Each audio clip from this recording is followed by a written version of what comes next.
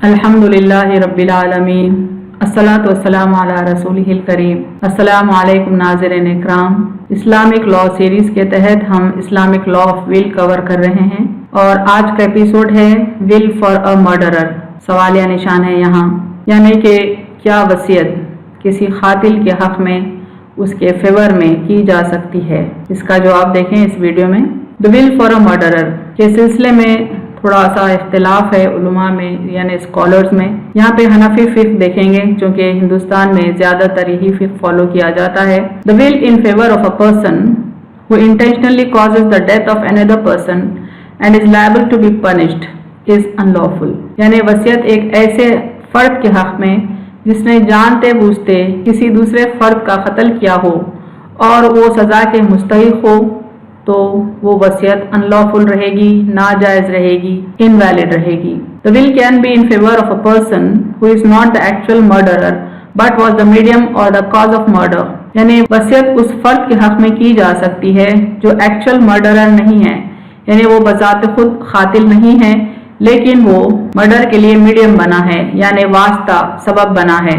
A bequest is not lawful to a person who causes the death of the testator even unintentionally, यानी कि will कानूनन जायज नहीं ऐसे फर्द के हक में जिसने विल लिखने वाले यानी वसीयत करने वाले का ही कत्ल कर दिया हो, चाहे वो अनइंटेंशनल ही क्यों ना हो, यानी गैर इरादी ही क्यों ना हो, अनलेस ही इज इनसेन और एन इन्फेंट, जब तक कि वो फर्द यानी जिसके हक में वसीयत की गई है, जब तक कि वो फर्द ज़हनी तौर पर माजूर यानी पागल न हो या कोई छोटा बच्चा न हो।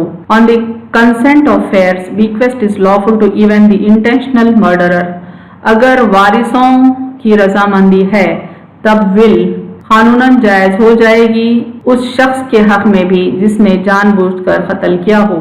देखिए यहाँ पर jurist views on the eligibility of a legatee when he और शी इज अ मर्डरर, यानी उलमा में जो इख्तिलाफात है, फुक़हा में जो इख्तिलाफात है कि क्या लीगाटी एलिजिबल होगा जबकि उसने किसी का मर्डर किया हो किसी विल के लिए।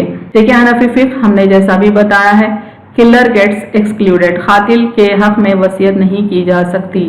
मालिकी फिक्ह says killer can be given the bequest, मालिकी फिक्ह के तहत कातिल के हक में वसीयत की जा सकती है। शाफई फिक्ह के तहत killer can be given the bequest, यानी कातिल के हक में वसीयत की जा सकती है, ये शाफई फिक्ह भी कहता है।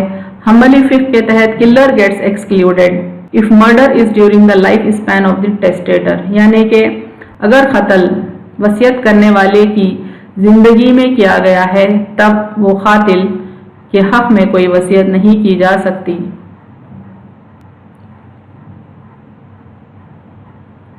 वाखिरु दावाना अनिल हम्दुलिल्लाहि रब्बिल आलमीन।